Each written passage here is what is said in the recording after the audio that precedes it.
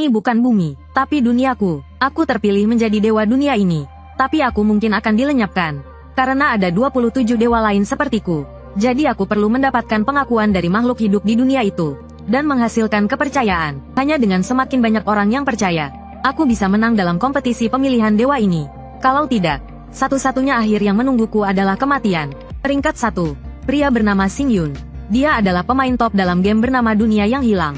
Dalam game, dia mengembangkan teknologi, dan mengalahkan pemain peringkat kedua, Hegemoni, dalam sekali jalan.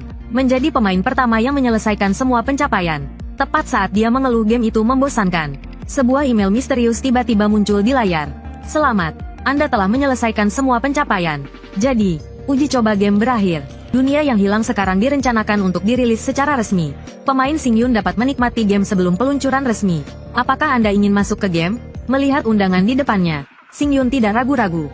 Dengan tegas mengklik tombol OK. Tapi ketika dia membuka matanya lagi, dia menemukan dirinya di sebuah alun-alun yang reruntuhan. Ini membuatnya sangat bingung. Apakah ini mimpi? Pada saat yang sama, sebuah suara memotongnya. Kemudian seorang wanita misterius muncul di hadapannya. Dia mengetahui semua informasi tentang Xing Yun. Melihat Xing Yun yang tampak khawatir, wanita misterius itu memberi isyarat agar dia tidak tegang. Karena bukan hanya dia yang datang ke sini. Saat dia perlahan mengangkat kedua tangannya, sebuah planet biru melayang di udara. Apakah itu bumi? Tapi Xing Yun segera menepis pemikirannya sendiri. Karena dia telah melihat pemandangan benua itu berkali-kali. Game itu, benua yang hilang, dan semua orang yang hadir berpotensi menjadi dewa sejati. Dunia yang hilang bukan hanya dunia yang ada di dalam game.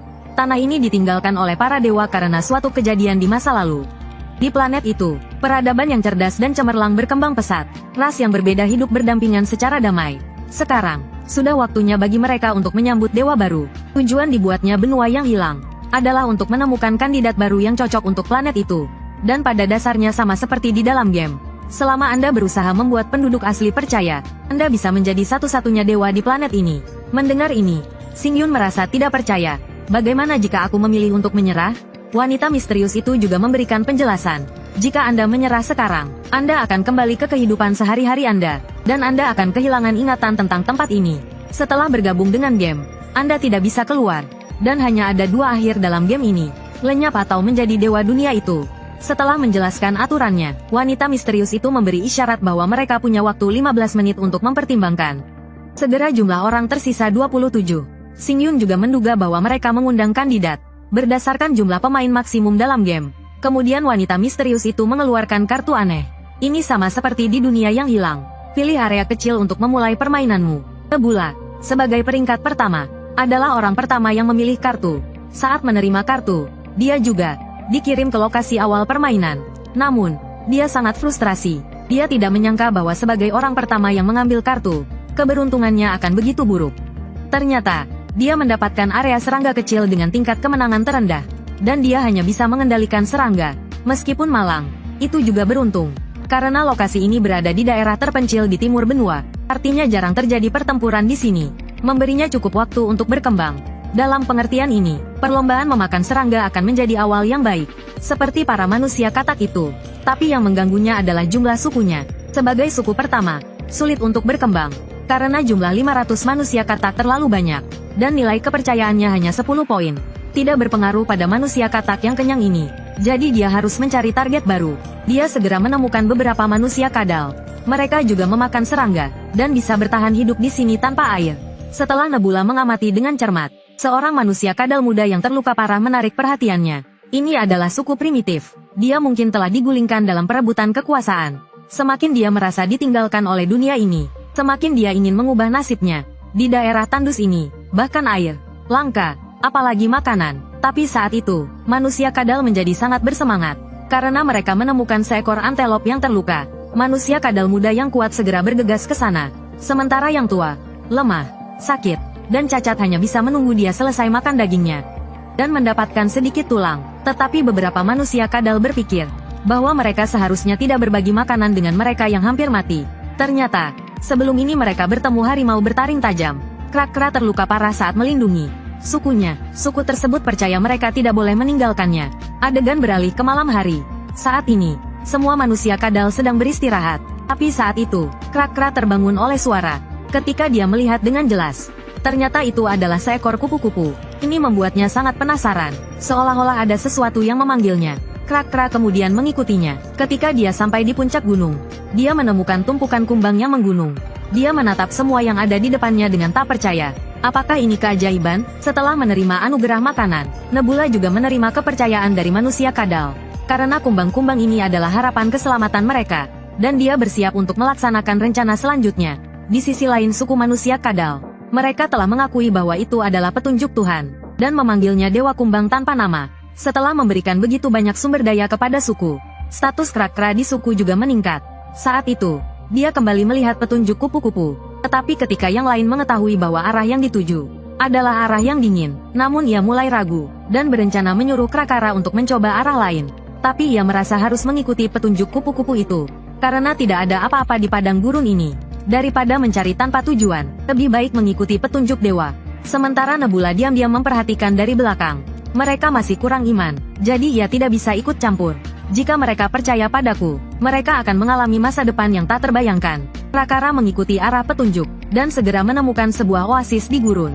Ia percaya bahwa Dewa Kumbang tanpa nama telah membawa mereka ke Tanah Suci. Sementara itu, level kedewaan Nebula meningkat. Level bak area kecil juga meningkat ke level 72, dan mendapatkan berkah bak. Hal ini membuat kemampuan Krakara meningkat 7 kali lipat. Adegan beralih ke malam hari. Nebula yang telah naik level dapat memasuki mimpi mereka. Nebula perlu Krakara untuk membantunya menciptakan wujudnya. Kemudian, sebuah tulang sapi muncul di tubuhnya. Inikah wujud Dewa Kumbang tanpa nama? Keesokan harinya, ia mengumumkan mimpinya tadi malam. Mereka perlu berburu banteng untuk membuat wujud Dewa Kumbang. Tetapi sukunya tampaknya tidak setuju dengan tindakannya, karena kawanan banteng terlalu berbahaya bagi mereka. Krakara juga yakin dengan pendapat mereka, jadi ia berencana pergi sendirian. Mendengar ini, semua anggota suku menunjukkan ekspresi tak percaya. Ia memberi isyarat agar mereka tidak perlu khawatir, karena ia telah menerima berkah dewa. Lukanya tidak hanya sembuh, tetapi kekuatannya juga meningkat. Saat ia melempar tombaknya, pohon besar yang berjarak puluhan meter langsung tertembus. Saat itu juga, sekawanan banteng melewati gunung. Krakara tahu ini adalah petunjuk dewa. Ia segera berlari sendirian menuju kawanan banteng. Hanya dengan satu lemparan, ia membunuh seekor banteng. Melihat ini, yang lain bergegas membantu. Saat malam tiba, Krakara telah membuat wujud dewa dari tulang banteng, dan melakukan ritual persembahan. Ia berterima kasih atas pemberian Dewa Kumbang tanpa nama. Meskipun ritualnya sederhana dan canggung, mereka melakukannya dengan tulus dari hati. Karena keyakinan Nebula meningkat pesat. Semua ini sepadan. Ternyata sebelumnya Nebula telah menggunakan rumput liar untuk menggiring kawanan banteng ke kaki gunung. Untuk menyediakan sumber daya bagi mereka, yang tidak ia duga adalah, mereka juga memakan anak sapi. Pada tahap ini, sulit mengharapkan mereka menguasai pengetahuan dan keterampilan yang berkaitan dengan peternakan. Daya dukung populasi oasis ini tidak terlalu tinggi, paling lama hanya beberapa tahun. Dalam keadaan saat ini, mereka tidak tahu apa-apa tentang pertanian atau peternakan. Masa ini mungkin akan sulit dilewati. Memahami beberapa pengetahuan hanya dengan kekuatan mereka sendiri, terlalu sulit bagi mereka, karena ada batasan aturan. Ia juga tidak bisa langsung memberitahu mereka. Nebula segera memikirkan sebuah cara, tetapi membutuhkan waktu yang lama. Adegan beralih ke beberapa hari kemudian. Krakara bermimpi aneh di malam hari. Dia melihat altar bergetar, seolah-olah memberitahu mereka bahwa sesuatu yang besar akan terjadi. Saat dia memanjat altar, dia menemukan sebuah suku yang kuat datang dari kejauhan. Dari warna kulit mereka, dia menyimpulkan mereka adalah mantan anggota suku Krakla. Lebih penting lagi, pemimpin mereka tampak sangat kuat, karena dia mengendarai seekor naga bumi yang menakutkan. Lihat jumlah mereka, sepertinya seluruh suku datang. Ini berarti kampung halaman mereka telah habis dikonsumsi. Krakla menduga mereka mungkin hanya lewat, karena dari posisi mereka harus mendaki ke puncak gunung untuk melihat dengan jelas. Tapi dia tidak menyangka patroli mereka terlalu bersemangat, dan telah mengungkapkan lokasi mereka, dan memperingatkan mereka untuk tidak lewat sini. Sang pemimpin tidak menyangka akan ada kejutan tak terduga. Tampaknya orang-orang ini agak bodoh. Krakla memberi isyarat agar dia tidak tegang. Ini mungkin juga pengaturan dari para dewa. Maksudmu, dia sedang menguji kita? Krakla mengangguk. Mungkin ini bukan ujian, tapi sebuah tugas. Saya pikir menerima dan menyelamatkan mereka adalah misi kita. Lagi pula, mereka sama seperti kita. Saat itu, kupu-kupu muncul kembali. Apakah ini juga kehendak para dewa? Sulit untuk berpikir lebih jauh. Tapi aku akan melakukan yang terbaik untuk menyampaikan kehendakmu. Lihat tindakan Krakla. Dia tampaknya mengerti maksud Nebula. Suku Krakla dan suku berkulit biru harus bersatu demi pertumbuhan populasi dan kemajuan teknologi. Yang mengejutkan Nebula, tanpa petunjuk mimpi, Krakla, membuat keputusan ini sendiri. Mungkinkah karena tekadnya yang kuat? WILLPOWER 14 karena tekadnya telah mencapai 14 poin. Nebula merasa sangat senang jika Krakla tumbuh menjadi seorang pemimpin dengan tekad yang tinggi. Dia dapat mengembangkan peradaban secara mandiri, alih-alih membiarkan pemain mengendalikan segalanya. Dia juga dapat mengekspresikan niatku dengan lebih efektif. Sang pemimpin mengabaikan peringatan patroli. Sebaliknya, dia ingin tahu apa yang ada di wilayah mereka. Krakla perlahan mendekat dan memberitahunya bahwa ada sumber air, makanan, dan seorang dewa. Ini adalah wilayah Dewa Kumbang tanpa nama. Tetapi sang pemimpin tidak mengerti apa yang dia katakan, dan menyuruh mereka untuk segera meninggalkan wilayah itu, karena mereka memiliki banyak tentara. Jika kau seorang pemimpin, kau seharusnya tahu apa yang harus dilakukan. Krakla menggelengkan kepalanya. Aku tidak ingin berperang denganmu. Orang-orang yang kehilangan rumah dapat berlindung pada dewa. Kalian akan mendapatkan berkat dari dewa. Mendengar ini, sang pemimpin tertawa terbahak-bahak. Kaulah yang tidak tahu cara berhitung. Krakla membenarkan pendapatnya, tapi kau tidak mengenal dewa. Tiba-tiba, naga bumi itu menyerangnya. Melihat makhluk raksasa di depannya, Krakla tahu dia harus mendapatkan berkat dari dewa. Saat ini, dia sedang berdoa kepada dewa untuk memberinya keberanian dan kekuatan. Hanya dengan sekali serang, tombaknya patah. Kepala suku itu kemudian tertawa mengejek. Kau bisa mati sekarang. Nebula memperhatikan diam-diam dari belakang. Saat itu, sebuah misi dipicu. Benturan peradaban mulai. EXP kedua suku meningkat secara signifikan. Misi ini datang di saat yang tepat. Area LIZARDMANLV 1. Anda telah memenuhi persyaratan misi. Suku yang Anda awasi sekarang menjadi wilayah Anda, dan Anda telah mendapatkan skill baru. Apakah Anda ingin menggunakannya? Nebula dengan tegas menekan tombol konfirmasi.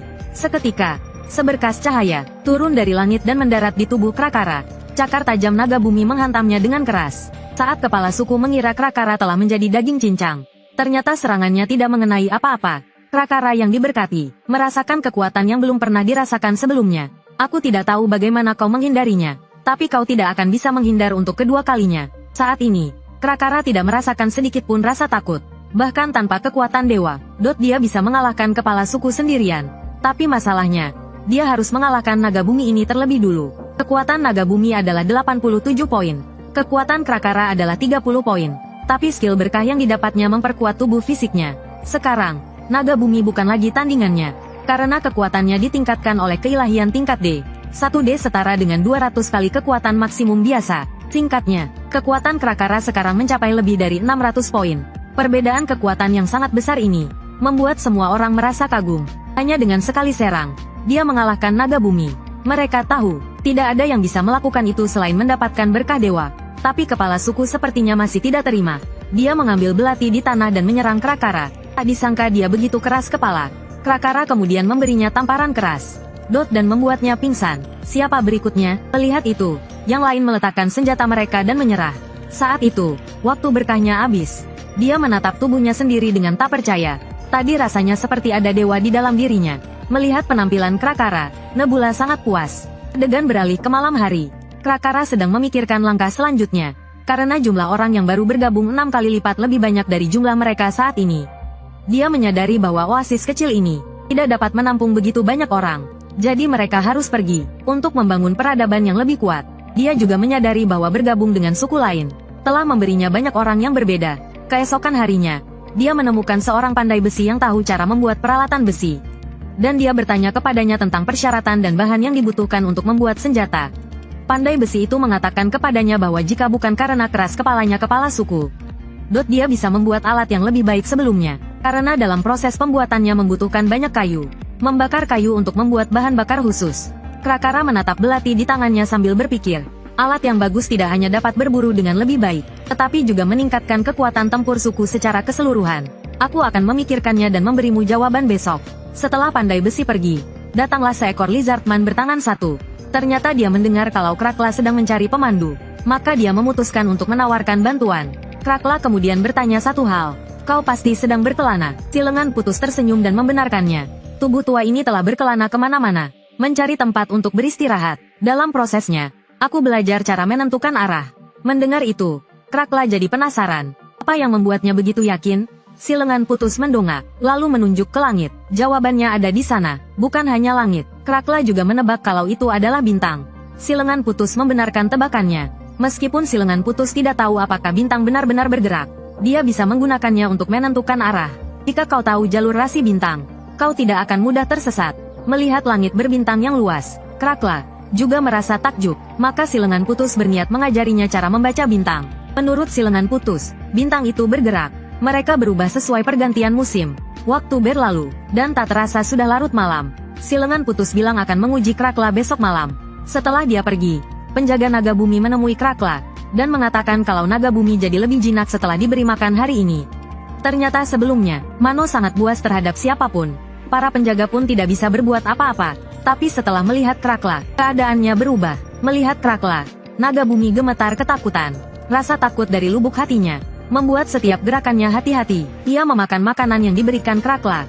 Krakla memberi isyarat agar ia diam mulai sekarang. Setelah itu, Mano jadi jauh lebih patuh. Dia tahu, para dewa membiarkan Mano hidup pasti ada alasannya. Hanya saja mereka belum menemukannya. Tapi penjaga itu menemui Krakla juga karena hal lain. Saat memberi makan Mano siang tadi, dia mendapat ilham. Jika makhluk sekuat naga bumi bisa dijinakkan, mungkin makhluk lain yang serupa juga bisa. Krakla memintanya untuk menjelaskan idenya. Lalu ia menunjuk ke kawanan bison di kaki gunung. Di sisi lain, Nebula juga mendapat notifikasi misi. Suku Krakla memperhatikan kawanan bison, dan mendapatkan keahlian beternak. Konon, sejarah manusia pada suatu titik terbagi menjadi dua cabang. Sebagian manusia fokus pada pertanian, sebagian lagi pada peternakan. Meskipun ini bukan masyarakat primitif yang sebenarnya, arah perkembangan dalam game ini sama. Asal-usul peradaban besar berada di daerah aliran sungai, yang sangat mendukung pertanian. Tapi suku yang dipilih Nebula adalah suku manusia kadal. Mereka memiliki tubuh yang kuat dan kemampuan adaptasi yang tinggi. Mereka lebih membutuhkan padang rumput daripada pertanian. Sekarang hanya perlu bimbingan, agar peradaban mereka berkembang lebih cepat. Dengan dukungan Krakla, Pandai Besi mendapatkan bahan untuk membuat peralatan besi yang lebih kuat. Berkat usaha Pandai Besi, akhirnya mereka bisa memproduksi peralatan besi dasar. Saat ini, mungkin lebih lunak daripada perunggu yang telah diproses dengan hati-hati. Bagi suku Krakla sebelumnya, mereka hanya bisa menggunakan alat batu, karena mereka tidak punya pilihan lain. Tapi sekarang, besi akan sangat membantu. Yang paling mengejutkan Nebula adalah penemuan tak terduga, astronomi. Tentu saja, masih terlalu primitif untuk disebut astronomi. Mungkin astrologi lebih cocok, tapi di masa depan yang jauh, ini akan membuka jalan yang mengubah dunia. Krakla memandang langit malam yang penuh bintang. Dia juga mengerti mengapa tangan patah. Mengatakan bintang adalah penunjuk jalan di langit. Meskipun terlihat berubah-ubah, mereka dapat menunjukkan arah masa depan dengan jelas. Setelah mendapatkan alat besi yang tajam, Krakla memutuskan untuk menyampaikan pendapatnya. Para dewa telah lama membawa kita ke tanah ini, dan bahkan membiarkan kita melihat leluhur kita. Para dewa telah menyelamatkan kita, tapi mereka yang diusir ke padang gurun akan mati di sana. Para dewa menginginkan keselamatan, bukan pengucilan. Kita selamat agar lebih banyak orang diselamatkan. Karena itu adalah perintah para dewa. Jadi, saat fajar tiba, kita akan pergi dari sini. Untuk mencari lebih banyak sumber daya, Krakla kemudian memberi isyarat kepada tangan patah untuk mengajarkan kepada yang lain cara membaca pergerakan bintang. Dan kemana mereka akan pergi. Tangan patah menunjuk ke tempat matahari terbit. Setelah fajar, saat matahari pagi terbit, kita akan pergi ke sebelah kanan matahari. Berjalan selama 10 hari. Lalu, ikuti danau kering ke kanan selama 15 hari. Kemudian, ikuti jalan gunung dan lembah selama 3 hari. Akhirnya, kita akan menemukan tujuan kita. Itu adalah hutan yang tak berujung. Di sana ada lebih banyak makanan dan sumber daya. Suku kita akan menjadi lebih kuat. Sementara itu, Krakla memanggil Yor, dan bertanya mengapa dia tidak memakan bison. Yor bingung dengan pertanyaan Krakla, mengira dia telah melakukan kesalahan. Yor dengan panik menjelaskan bahwa dia tidak terlalu lapar saat itu. Semua orang berusaha keras menangkap bison, tetapi kau tidak makan sepotong pun. Yor sedikit bingung, karena saat itu aku tidak terlalu memikirkannya. Aku hanya tidak lapar. Jika aku tidak menahan diri, aku tidak tahu apakah aku bisa memakannya saat benar-benar lapar. Itulah yang kupikirkan. Mendengar ini, Krakla memuji tindakannya. Meskipun kau sangat ingin makan daging sapi sekarang, kau harus bersiap untuk masa depan. Lalu dia bertanya apakah Yor bisa bertahan. Selama aku tidak mati kelaparan, aku bersedia melakukannya. Bagus. Krakla kemudian memutuskan untuk memberi mereka misi yang lebih besar. Sebuah tombak yang sangat tajam muncul di hadapan semua orang. Melihat ini, semua orang terkejut. Karena sebelumnya, bahkan seorang kepala suku sulit memiliki senjata sebagus itu. Ini hadiah bagi mereka yang bisa menahan nafsu makannya. Semua orang puas dengan hadiah yang diterimanya. Ini membuat mereka yang tidak mendapat hadiah juga menginginkannya. Jadi mereka ingin melakukan yang lebih baik. Sementara itu, Klakla mengambil tulang sapi, dan memakainya di wajahnya. Dia melakukan ini untuk memberitahu mereka, bahwa mereka memikul tanggung jawab untuk menjaga keamanan suku. Karena di alam liar ini penuh dengan bahaya. Segera, seorang prajurit tulang sapi muncul di depan semua orang. Semua orang mengingat Dewa Kumbang tanpa nama di hati mereka. Dewa Kumbang tanpa nama akan bersamamu. Saat ini, Klakla tahu, ini bukan petunjuk dewa, tetapi idenya sendiri. Dia tahu jika mereka tetap di sini, dalam beberapa tahun mereka akan mengulangi akhir yang sama seperti sebelumnya. Jadi, pergi adalah satu-satunya jalan keluar. Maafkan aku, Dewa Kumbang tanpa nama yang terkasih. Semua yang terjadi di suku Kadal diketahui Nebula dengan jelas. Dia tahu Klakla pasti akan melakukan ini. Kalau tidak, dia juga tidak akan bisa menjadi pendeta WARRIOR level 2-3 dengan bantuannya. Dia bahkan membantu WARRIOR level 2-3 Nebula menciptakan individu baru. PRIEST level 1-2 level Klakla juga meningkat. PRIEST level 1-2 hampir semua atributnya berlipat ganda. Sejauh ini kau melakukannya dengan baik. Tidak mengecewakan harapanku. Mulai sekarang, kau akan menjadi pemimpin yang berkualitas. Beberapa hari kemudian, suku Kadal telah berjalan di alam liar selama 3 hari. Panas yang menyengat membuat naga tanah tidak tahan. Melihat naga tanah terbaring, semua orang bergegas memeriksanya. Si lengan buntung tahu pasti naga tanah itu terlalu lelah. Melihat ini, Klakla memberi isyarat kepada semua orang untuk beristirahat sebentar. Saat ini, Klakla juga tidak tahu apakah mereka masih bisa bertahan. Karena sekarang makanan mereka tidak banyak.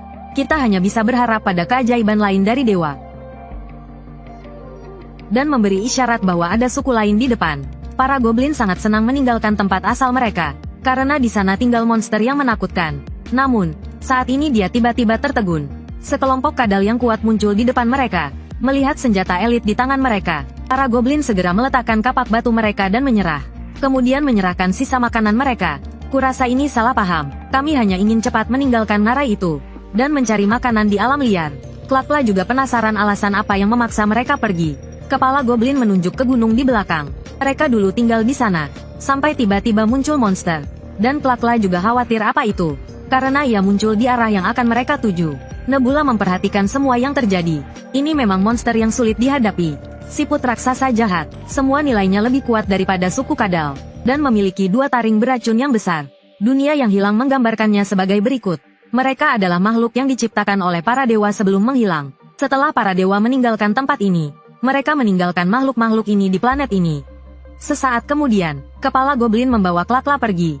Klakla pun terkejut. Ia tak menyangka monster itu sebesar ini. Satu tarikan napasnya saja membuat gunung bergetar hebat. Goblin memberi isyarat agar mereka tidak panik. Itu suara monster saat tidur. Klakla kemudian bertanya berapa hari yang dibutuhkan untuk memutar. Si lengan satu mengatakan setidaknya 8 hari. Mendengar itu, Klakla mengerutkan kening. Nebula menyadari keraguannya. Hal itu bisa dimaklumi. Ia tidak tahu harus berbuat apa. Dalam situasi di mana anggota suku pun ketakutan, memutar adalah keputusan yang bijaksana. Apa yang akan kau lakukan? Klakla, saat itu, Dro yang berada di samping menyadari sesuatu. Ia menatap batu besar di atas. Dengan cepat ia memikirkan cara untuk membunuhnya. Ia memberi isyarat kepada Klakla. Kita harus bertarung, karena sekarang kita punya keuntungan. Ternyata ia mendapat inspirasi dari alat pandai besi sebelumnya. Alat itu membuat pandai besi mendapatkan lebih banyak udara dan lebih sedikit tenaga. Jadi maksudmu, jika kita menggunakan alat ini, kita bisa menghasilkan energi besar tanpa usaha? Alat ini dipikirkan oleh seorang pengrajin. Untuk waktu yang lama, Dro menjelaskan, kita tidak perlu alat serumit itu. Beberapa batang kayu sudah cukup. Adegan berganti. Ternyata ia memikirkan cara menggerakkan titik tumpu. Menggunakan prinsip tuas untuk memindahkan batu yang sangat berat ke atas monster itu. Membiarkan batu berguling dan menghancurkannya. Ide yang bagus dan sederhana. Tapi untuk membunuh krustasea sebesar ini, jika semua batu menghantamnya secara bersamaan, akan lebih efektif.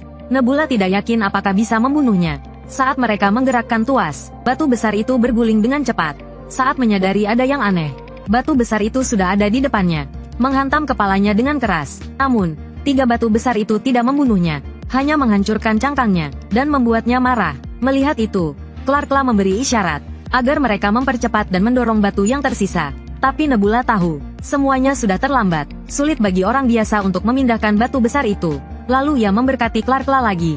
Dalam sekejap, ia mendapatkan kekuatan. Klakla sendirian mengangkat batu besar itu ke udara. Dan dengan kekuatan fisiknya, ia melempar batu besar lainnya. Ia tahu monster itu mungkin akan menghindari batu tersebut. Jadi ia memutuskan untuk mengganggunya. Klarkla melompat ke arah tebing, mengumpulkan kekuatan pada tombaknya. Ia melemparkan tombaknya ke arah monster itu. Terganggu oleh tombak, siput itu tidak sempat menghindari batu besar di atasnya. Setelah batu pertama menghantamnya, siput itu kehilangan kemampuan bertarung, dan batu kedua memberikan pukulan fatal. Nebula sangat puas dengan kinerja Klarkla. Perburuan kali ini sukses. Sementara itu, kotak dialog muncul. Berburu monster, suku kalian telah membunuh krustasea purba yang mengerikan, dan Nebula mendapatkan hadiah buruannya. Dia ingin mengambil benda ini sejak awal. Inti mengerikan. Setiap dewa memiliki sumber daya yang sesuai dengan wilayahnya, meskipun dapat diciptakan dengan mengkonsumsi kepercayaan. Menciptakan sesuatu yang tidak ada seringkali membutuhkan bahan yang tidak biasa. Jika aku memiliki inti ini, aku bisa menciptakan makhluk hidup, dan makhluk hidup adalah generator sumber daya kepercayaan. Melalui keberadaan mereka, mereka menyebarkan firman dewa. Selain itu, jika dinaikkan ke tingkat yang lebih tinggi, ia dapat memperoleh pekerjaan seperti rasul atau avatar. Tapi yang tidak diketahui adalah, apakah metode pembuatannya sama dengan game sebelumnya, dan bagaimana Nebula akan menangani inti ini. Di sisi lain, Zol sedang mengamati monster di depannya. Kemudian dia mencabut kakinya. Jika daging monster itu bisa dimakan, itu akan membawa persediaan besar bagi sukunya. Setelah percobaan sederhana, Zol memastikan bahwa daging itu bisa dimakan. Tetapi masih perlu diproses secara sederhana, karena rasanya tidak enak. Saat itulah dia memperhatikan herba di atas batu. Jika rasanya ditutupi dengan herba, pasti akan lebih enak daripada sebelumnya. Setelah diproses secara sederhana, herba tersebut benar-benar terasa lebih enak daripada sebelumnya. Saat itu, Zol bertanya kepada Krakara tentang pewarisnya. Dia pikir sebagai kepala suku, dia juga harus mencari pasangan. Mendengar ini, Krakara langsung tercengang. Dia belum sempat memikirkan pertanyaan ini. Lalu Zol bertanya kepadanya, jika kau tidak pernah memikirkannya dengan serius, bagaimana denganku? Saat Krakara hendak menjawab, cahaya kuning keemasan di samping menarik perhatiannya. Itu adalah logam penuh dengan ukiran rune. Sepertinya itu jatuh dari punggung monster itu, dan Ur langsung menggigitnya. Si lengan satu memberi isyarat bahwa dia tidak bisa memakannya. Benda ini disebut emas. Dia pernah melihatnya saat berkeliaran di luar. Konon meskipun setelah waktu yang lama, warnanya tidak akan berubah atau membusuk. Untuk logam yang tidak bisa dimakan, Ur lebih tertarik pada antelop yang lezat. Krakara memandangi lempengan emas di tangannya dan berpikir, semuanya akan mati, membusuk, dan menghilang. Tidak ada yang abadi di dunia ini. Prasasti emas ini tidak akan membusuk. Artinya, orang yang membuat prasasti emas ini mencoba menyimpan sesuatu di atasnya. Adegan beralih ke malam hari. Krakara masih duduk di atas batu sambil melihat prasasti emas. Dia tahu pasti ada rahasia penting yang tercatat di dalamnya. Saat itu, suara di samping menarik perhatiannya. Terlihat beberapa serangga berputar-putar di atas antelop, seolah-olah sedang memberitahunya sesuatu, dan Krakara melihat gerakan serangga itu. Sangat mirip dengan tanda di prasasti ini. Dia mengikuti petunjuk serangga dan menggambar simbol di prasasti emas. Dia segera menemukan rahasianya. Adegan beralih ke pagi hari. Krakara langsung berbagi hal ini dengan Zol. Krakara kemudian menggambar sebuah simbol yang mewakilinya, dan simbol lain untuk Zol. Lebih tepatnya, simbol untuk betina dan jantan. Di antara kedua simbol tersebut, dia menambahkan tanda sama dengan, yang berarti menjadi pasangan. Inilah jawaban yang ingin disampaikan Krakara. Suku ini telah menemukan tulisan, yang biasanya membutuhkan upaya beberapa generasi untuk mencapainya. Dan sekarang, hal ini terjadi pada tahap awal perkembangan suku, yang merupakan keuntungan besar bagi Nebula. Sekarang, suku Lizardman sedang merayakan festival. Dari luar, ini tampak seperti perburuan biasa, tetapi ini adalah cara Lizardman merayakan pernikahan. Menangkap buruan terbesar dan memberikannya kepada pasangan. Nebula pun penasaran bagaimana mereka berdua akan memimpin suku Lizardman ke depannya. Beberapa hari kemudian, setelah memastikan persediaan makanan, Krakara memutuskan untuk meninggalkan tempat ini. Dia memberi isyarat kepada kepala goblin untuk tetap tinggal di sini. Karena ancaman telah dibasmi, kepala goblin sangat berterima kasih kepada Krakara. Tanpa bantuannya, mereka mungkin akan terus mengembara di hutan belantara. Kemudian dia memperkenalkan anaknya. Anaknya sangat mengenal medan di sekitar sini. Oleh karena itu, kepala goblin memutuskan untuk meminta anaknya memandu Krakara. Karena hutan ini penuh dengan binatang buas dan jebakan. Adegan berganti. Suku Lizardman menemukan jejak kaki aneh di tanah. Dia baru pertama kali melihat jejak seperti itu. Dia kemudian bertanya kepada patah lengan yang berpengalaman. Patah lengan langsung mengenali jejak kaki itu sebagai jejak kaki Frogman. Mereka bisa baik dan juga bisa buruk. Ras yang sangat cerdik. Jika mereka datang untuk mengintai, berarti mereka pasti pernah berperang. Dari jejak kaki di sini, diperkirakan setidaknya ada lebih dari 5 Frogman. Mereka mungkin suku yang lebih besar dari Lizardman. Krakara kemudian memutuskan untuk kembali ke perkemahan. Hal pertama yang dia lakukan saat kembali ke perkemahan